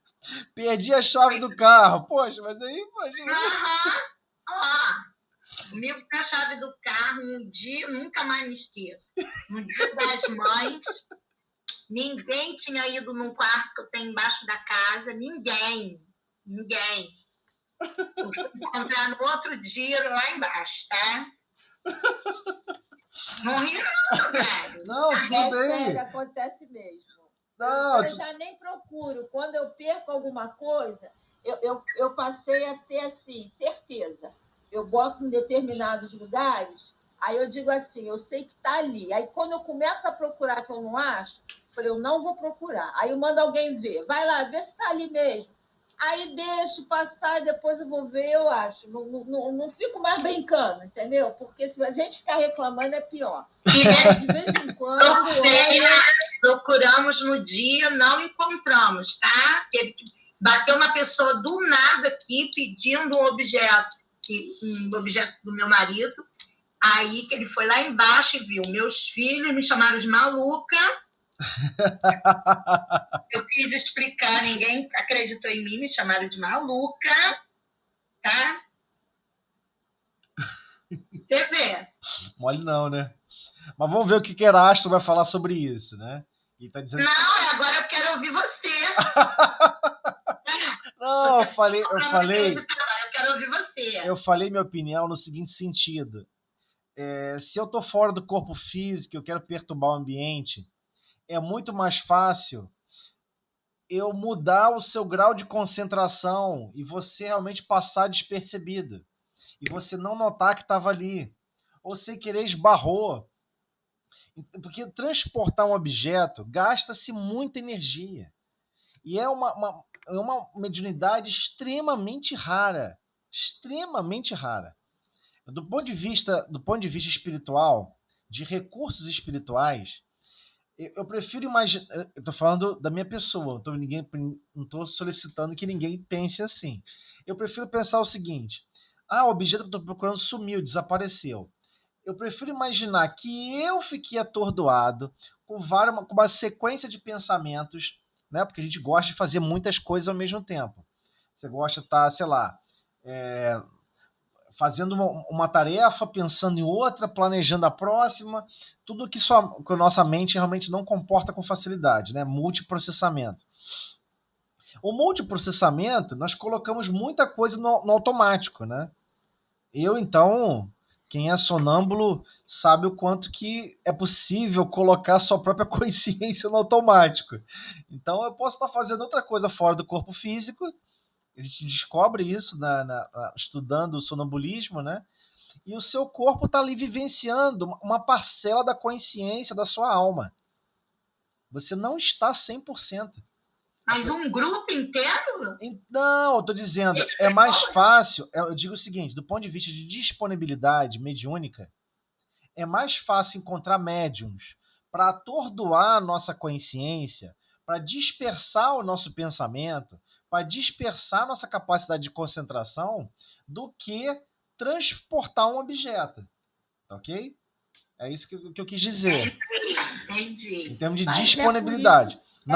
É por isso que eu falei de começar a prestar atenção. Eu vi isso, uma palestra até que Haroldo Dutra até estava falando, e falou inclusive sobre a chave do carro.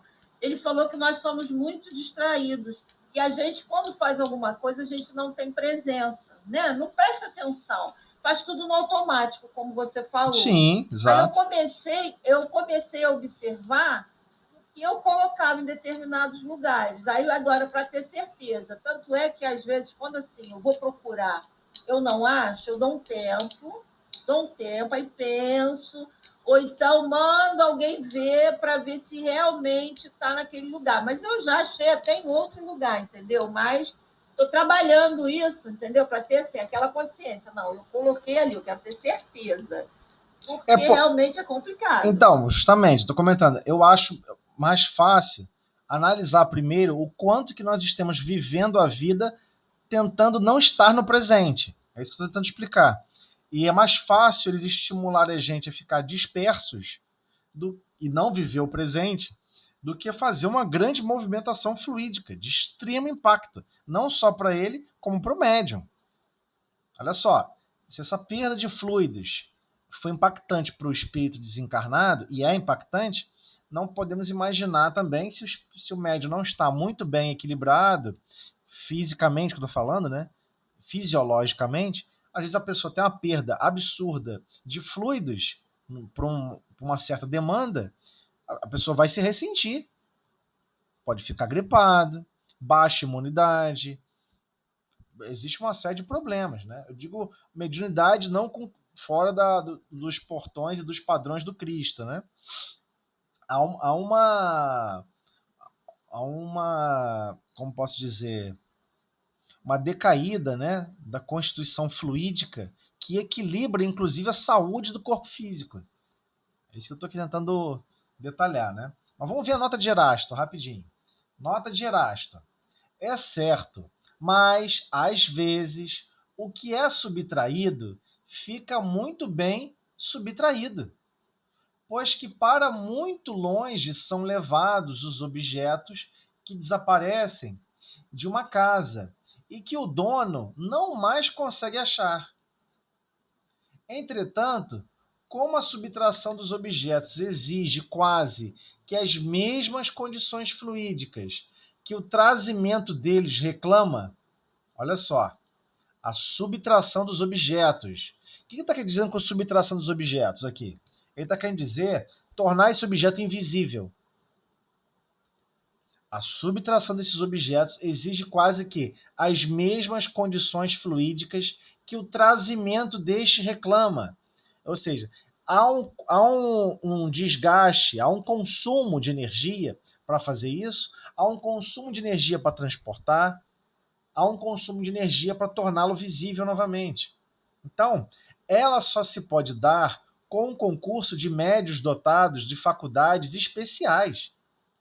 Ou seja, é extremamente raro.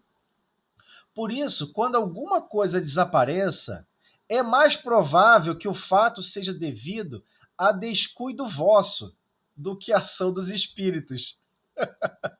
Então, é a opinião de Erasto, não é minha, ok? Não é minha. Mas o que eu acho que Erasto está falando aqui é estritamente físico, material. Mas, por exemplo, por vezes, já aconteceu comigo, já aconteceu com várias pessoas, eu acredito que aconteceu, a pessoa passa o olho, não viu o objeto, mas estava lá em cima da mesa. E a pessoa passou o olho e não viu. Voltou e viu o objeto. Alguma coisa ocupou a sua capacidade de processamento de imagem no seu cérebro e você não detectou aquele objeto, né? Porque nosso cérebro foi treinado por padrões, né? Se você vê um formato de lua, você diz lua. Se vê um formato de uma cadeira, você diz cadeira. Então, não necessariamente o objeto foi transportado por um espírito. É muito raro. Ele está dizendo que não pode acontecer? Não, ele não está dizendo isso. Mas é muito mais provável tentar sanar essas outras possibilidades primeiro, ok? Tá bom? Podemos ir mais uma, então? Mais uma perguntinha aqui, de Erasto? É por isso que eu mando depois a outra pessoa ir procurar. Aí a pessoa... Não, pode acontecer do outro também não ver. Sei lá, ser distraído por alguma coisa, enfim. E foram várias pessoas que não viram. E um lugar que não foi levado para lá. Então, olha só, alterar a nossa percepção de imagem, eu acredito que é muito mais fácil do que transportar um objeto. Ocultar um objeto, eu acho muito mais fácil do que, por exemplo, fazer... Ele deixou claro, né, que a subtração dos objetos, né, você pega esse fluido para esconder o objeto, para ele não ficar mais visível. É um fluido transparente. Ele não vai dar um grau de visibilidade para o objeto. Gasta-se energia. Até aí eu acredito que existem alguns espíritos que têm uma certa capacidade de fazê-lo. Agora, fazer ele se mover de lugar, ser transportado para outro lugar, isso eu acho muito, mas muito raro. Muito raro. Simplesmente esconder o objeto, eu acredito. Agora, mover de lugar, eu concordo com o Erasto aqui. É um consumo de energia absurda. É isso que eu estou tentando explicar pela opinião aqui também de Erasto, entendeu? Eu acho um consumo de energia muito grande. Olha, ele comenta aqui na 16ª. Serão devidos à ação de certos espíritos alguns efeitos que se consideram como fenômenos naturais? Agora Kardec está indo para um lado mais sofisticado. Né? Está querendo entender certos fenômenos naturais, se são administrados por espíritos desencarnados. Né? Nos dias que correm, abundam fatos dessa ordem, fatos que não percebeis, porque neles não pensais, mas que com um pouco de reflexão se vos tornariam patentes. Agora, o espírito está tentando falar, mas ele mesmo não tem capacidade de argumentar e criar um exemplo para facilitar essa percepção de Kardec. Erasto vem e complementa.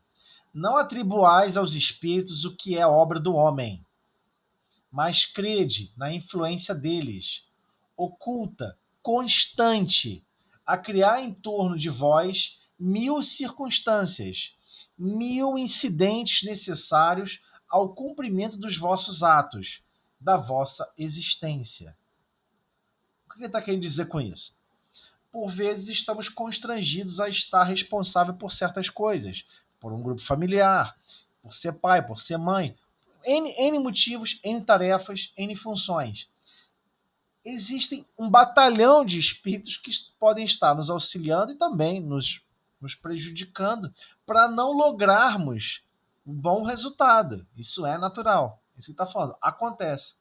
Mas acontece também que existe um número gigantesco que nos facilitam para o cumprimento dos vossos atos, da vossa existência.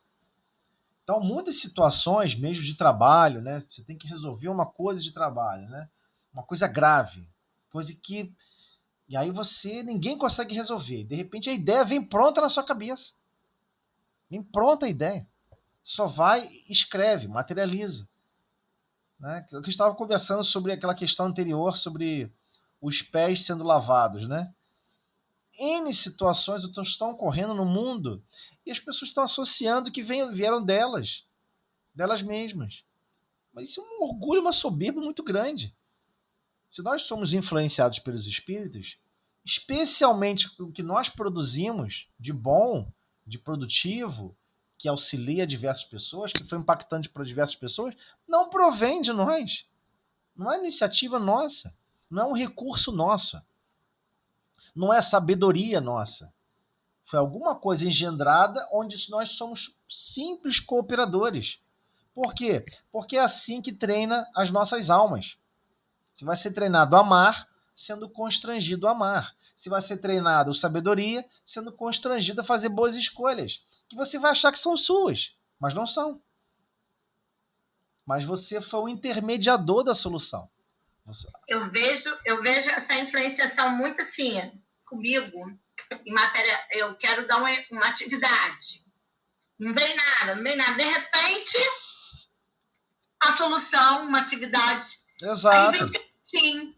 Claro que reúne com os anos também de sala de aula, tudo isso ajuda a essa influenciação, né, Tuzé? Claro, com certeza, não tenha dúvida disso. Inclusive, quem tiver acesso, né, existe uma... Deixa eu mostrar aqui para vocês Oh, meu Deus, cadê? Existe uma série que foi lançada, né? Não sei se vocês já ouviram falar. Botei aqui na tela. Insaie, já ouviu falar? O Poder da Intuição. Está em inglês aqui, mas várias universidades no mundo, né? Inclusive universidades de grande porte, Oxford, grandes nomes de diversas universidades pelo mundo afora, estão investindo em buscar soluções através da intuição. Por quê? É patente. Você começa a estudar história e um dos marcos históricos que choca a humanidade é você ver um povo que vivia lá naquela ilha, no meio do Oceano Pacífico, no Havaí. O Havaí é uma ilha pequenininha. Né? Você olha para todos os lados, é aquela linha infinita. E você descobrir que ele viveu um povo que saía daquela ilha e em diversos outros lugares navegando no mar sem nenhum instrumento. No Oceano Pacífico, que não tem nada de pacífico. É um oceano brabo, ondas gigantes, ondas grandes. Como é que eles conseguiam fazer isso? Então, até mesmo a questão dos indígenas, a compreensão da intuição que surge com os indígenas. Então, muitos medicamentos que surgiram na Terra surgiram de intuições de povos indígenas. O cara está usando isso aqui, e aí ele fica melhor, ele acaba com um processo inflamatório. A ciência vai lá, estuda, publica, rotula, fui eu que patenteei, é meu. Foi intuição, cara, não é seu coisa nenhuma. Isso já está rodando na humanidade há séculos. Você só enxergou isso agora. Então, esse grupo, diversas universidades, estão reconhecendo o seguinte: os maiores problemas de convivência, de estruturação social, de estruturação de governança, de divisão de poder, tudo que foi utilizado somente o escrúnio, né, do raciocínio mais analítico humano, chegou a um problema de não solução. Não tem solução ao problema. Então, essas diversas instituições de ensino estão buscando compreender, através da intuição, desses exemplos de intuição, como melhor gerar soluções. E diversas instituições já estão empreendendo esses recursos, né? Isso é um recurso da alma. Só que isso aqui é um documentário que não é religioso. É um documentário científico atestando que a intuição é um desbravador, é um grande transformador de soluções. O que é algo belíssimo de observar que muitas pessoas estão reconhecendo isso, né? E é justamente o que Erasto está falando aqui. Né? Existem 1000 situações e incidentes necessários ao cumprimento dos nossos atos, da vossa existência. Então, sim, os espíritos influenciam, mas eles não vão transformar, não vão mudar alguma coisa, né? Por ação do homem. O homem fez alguma coisa desastrosa, vai ter que lidar com essas consequências. O que ele está falando é o seguinte: por exemplo, o homem foi lá construir uma barragem. Kardec estava pensando nisso. O homem foi lá construir uma barragem. A barragem estourou. Calcularam errado a carga, executaram mal a obra, não fiscalizaram adequadamente a construção, fizeram o cálculo errado, alguma coisa não foi bem avaliada. O que aconteceu? Estourou, assassinou centenas e destruiu milhares de casas. Ah, isso foi obra dos espíritos? Pô, você quis cercar o rio. Você quis fazer a queda d'água. Por que você quer botar a culpa no espírito, cara? Entendeu? É disso que nós está falando. Calma. Pô, não é assim. Existe a influência. Agora, como eu sempre treino as crianças com relação ao estudo de matemática. Meus filhos ficam assim: ah, poxa, eu não posso errar a tabuada? Ah, poxa, eu não posso errar na conta de matemática? Não, você não pode. Ela falou assim: mas por quê? Ah, imagina que você está construindo um prédio. Aí você errou um cálculo. O prédio vai cair. Mas tem 300 famílias ali. Você vai assassinar 300 famílias. Porque você não quis se desgastar um pouquinho mais para fazer o cálculo certo. Cara, você não está conseguindo fazer uma boa revisão numérica agora? Para. Vai para casa, vai dormir. Volta. E se empenha. Finge que é a tua família que está no prédio. Mas não erra na conta. Não erra na conta. E é impressionante. As primeiras viagens para o espaço, se a gente observar o que tinha de recursos tecnológicos, meu Deus do céu, não tinha calculadora científica. A pessoa tinha que fazer conta em régua de cálculo. Você quer fazer um cálculo de logarítmico? Não tem. Você tem que usar régua de log, tabela. Você quer fazer algum cálculo com 6 casas decimais? Não tinha calculadora com 6 casas decimais. Não tinha. A calculadora era de 4 bits. Então só tinham 2, 3 casas decimais, olha lá. Isso porque era computador. Então, e foram para a Lua. Então foi um esforço hercúleo. Pessoas doaram suas vidas, calculando, recalculando, para tentar ter certeza para não causar um grande desastre. E é lógico que vários desastres ocorreram por imprudência e erro humano. Não tem nada a ver botar a culpa no espírita, né? A barragem rompeu, destruiu um monte de gente. O cara fez o talude lá errado, né? Não quis inspecionar. O sinal do sensor já estava acusando, estava perigoso. Você não quis gastar dinheiro para corrigir nada. E estourou, matou um monte de gente. A culpa é tua, meu nobre. A culpa é tua, não bota a culpa nos espíritos. Não, os espíritos foram lá e sacudiram o chão, e aí por isso que deu ruim. É disso que ele está falando, entendeu? Erasto está falando, calma, peraí. Não atribuais aos espíritos o que é obra do homem. Não atribuais, pelo amor de Deus. Você construiu o prédio caiu, aí tu vai ver, cadê o relatório da sondagem do terreno? Cadê o relatório da sondagem? Ah, eu não fiz o relatório, eu copiei o relatório de outro lugar. Então, meu amigo, é isso aí. Vira os bracinhos para trás, Código Civil, está preso. Você não cumpriu a sua obrigação. Meu Deus, até a Constituição brasileira possui esse recurso. O cara é engenheiro, ele não pode errar isso. Ah, mas eu esqueci. Não tem esse negócio de esquecer, tem que ter 3 assinaturas. Tem que ter 3 engenheiros responsáveis. Um vai revisar o trabalho do outro, para não acontecer esse tipo de problema. Né? O cara desenvolve, não sei se vocês sabem, né? Mas o projeto de um automóvel leva 5 anos. Quando ele está lançado e vendendo, por vezes foi descoberto um problema. E o carro é vendido a si mesmo. É uma coisa de doido. Não existe legislação regulando isso. O carro vai para a rua. Aí o cara foi lá, bateu com o carro, o cinto de segurança não funcionou, ele bateu com o rosto, se machucou todo. A culpa é de quem? Ele já sabia que tinha um defeito na linha de fabricação, foi colocado lá o cinto de segurança com problema, mas ele não tinha capacidade hábil de transformar todos os cintos de segurança automaticamente. Então ele aceitou o risco de colocar vidas em risco. É consciente. Não foi porque nenhum espírito fez ele esquecer, não. É isso que eu estou falando. A gente não pode atribuir todo esse conjunto de fenômenos que ocorreram em torno de Kardec naquele período, inclusive esses fenômenos de transportes, sumiram da Terra por esse motivo.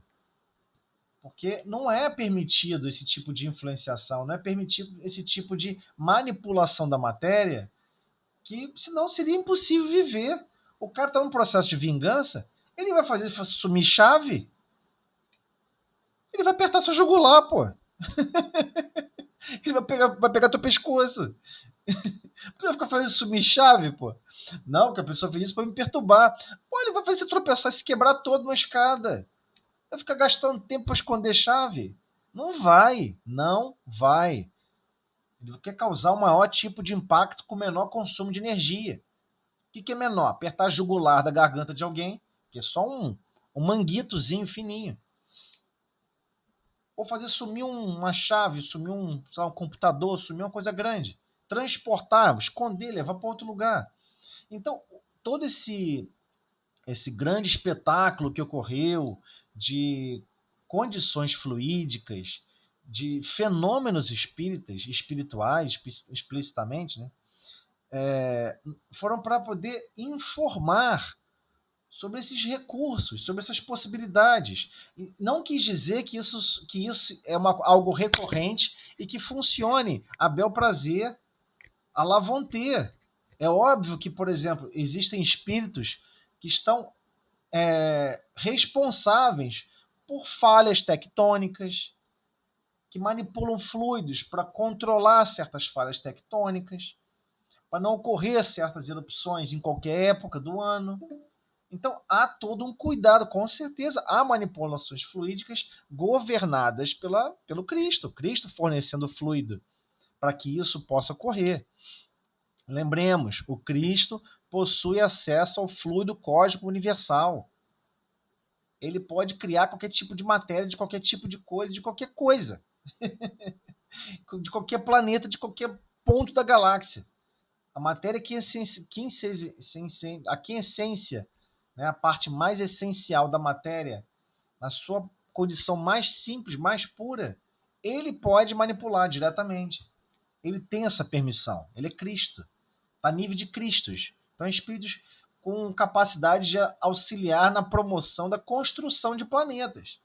Então, é um nível muito acima do que a gente é capaz de imaginar. Agora, espíritos convencionais, do nosso nível intelectual, do nosso nível moral, ou seja, bem baixo, bem pequeno, não tem essa capacidade de manipular, de fazer grandes feitos. Não é esse o objetivo. Não foi isso que o texto queria nos educar. Ele queria mostrar, olha, existem recursos e potencialidades muito mais complexas do que vocês imaginam. Né? O ato de reencarnar, o ato de fornecer recursos biológicos, todo esse grande evento da manifestação divina na natureza, há todo um controle, há todo um processo estruturado. Né? Você para estudar, por exemplo, sobre o fenômeno das marés. Né? Você fica impressionado. Você, caramba, é a gravidade da Lua e a gravidade do Sol que mexe com os oceanos. É campo gravitacional. Forças poderosíssimas manipulam a correnteza dos oceanos. Aí você fica pensando, pô, mas essa gravidade ela é fixa. Então tem muita coisa que a gente não conhece. E você vê que o equilíbrio de temperatura do planeta é extremamente delicado. Então existem forças poderosíssimas atuando que a gente não compreende. E que sim, existe uma governança por trás disso tudo. Não é largada. A gente não está sentado em cima de uma rocha que tem um caldinho por cima e que foi arremessado pelas galáxias, pelo universo afora. Essa não é essa visão materialista que a gente observa a vida, né? Tá ok, gente? Então não vamos, por favor, não vamos atribuir que tudo seja obra de espírito. Puxa vida, subiu minha chave. Danadinho escondeu minha chave. Não é isso, né? Não vamos atribuir. Nossa, lá, aquela... Né?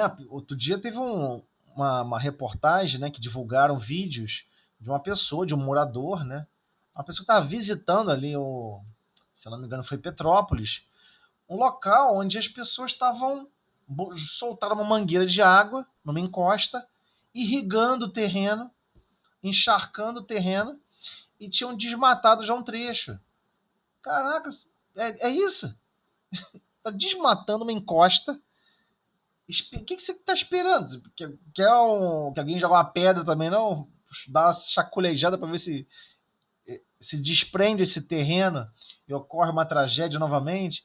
Então é impressionante, né? Nossa, lá, a rua alagou. Que absurdo. Aí tu vai ver o tubo da água fluvial, tá todo entupido. Tá assoreado.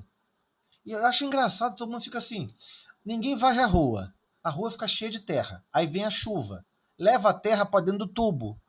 Você acha que a terra sai do tubo? Ela fica no tubo. O tubo de água de chuva vai sendo entupido. Você tem que fazer alguma manutenção. Se você não fez um cuidado antes, devia ter feito depois. Mas fica cheio de terra, entope tudo, aí alaga tudo. Puxa vida, tá vendo por que alagou esse bairro? Foram os espíritos que tamparam o tubo da água pluvial. Pô, não foi, né? É nesse sentido que a gente está falando, que Erasto tentou explicar. Não fica atribuindo que uma série de problemas, perdi tudo na minha casa, onde Deus estava que não viu isso. Meu Deus, cadê a associação de moradores para cobrar da prefeitura a limpeza e o trabalho adequado da região pluvial? Já sabe que ele enche, que não sei o quê, que o tubo está entupido da água pluvial?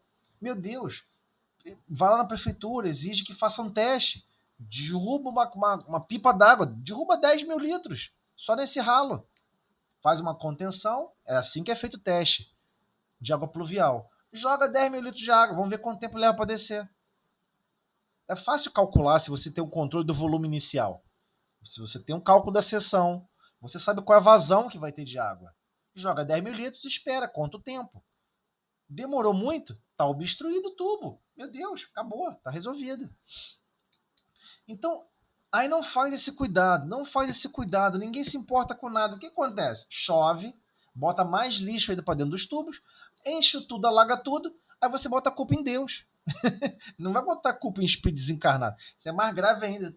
Onde estava Deus que não viu que minha casa estava quase alagando? Então não podemos colocar culpa em trabalhos que são nossos. É função nossa. Então nós temos que assumir as nossas responsabilidades em todos os aspectos da vida, né? E aos pouquinhos a gente vai realmente despertando para essas realidades, né? Práticas. Então, os espíritos influenciam, com certeza, para te dispersar, para você não ficar concentrada, não ficar focada, que perdoar que o quê? Que compreender os outros que nada. E isso não é função minha. Isso é função do Estado. Isso é função do não sei quem. Joga trabalho para todo mundo, menos para você mesmo. Isso é fácil incitar na consciência humana. Por que eu ficar gastando energia que eu não tenho? Que eu não posso manipular? É mais fácil incitar ideias. Ideias são mais perigosas do que toneladas de aço, toneladas de terra. Ideias levam à destruição de países, né? Complicado. Mas, gente, mais alguma pergunta aqui? Vamos parar então aqui nas 17, né? A hora já voou. 17, né? Para... Então eu só queria destacar aqui para vocês esse comentário de Erasto, que a gente tem que ficar com Erasta. Precisamos ficar com Erasto, né?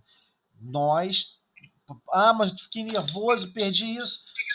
Faz uma prece, se acalma, pede ajuda. De repente se reequilibra, acha tudo. Tá tudo certo, né? Tá bom? Ana, faz a prece pra gente. Ok. Vamos lá.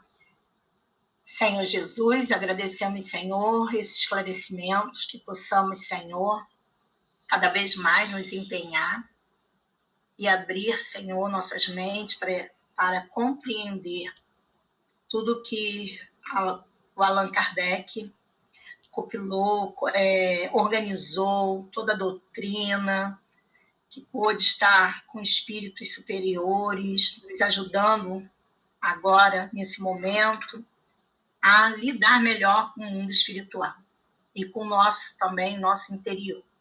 Muito obrigada, Jesus. Agora sim. Com esta prece, pedimos para darmos por encerrada a reunião do estudo da noite de hoje, na tua paz e harmonia. Que assim seja.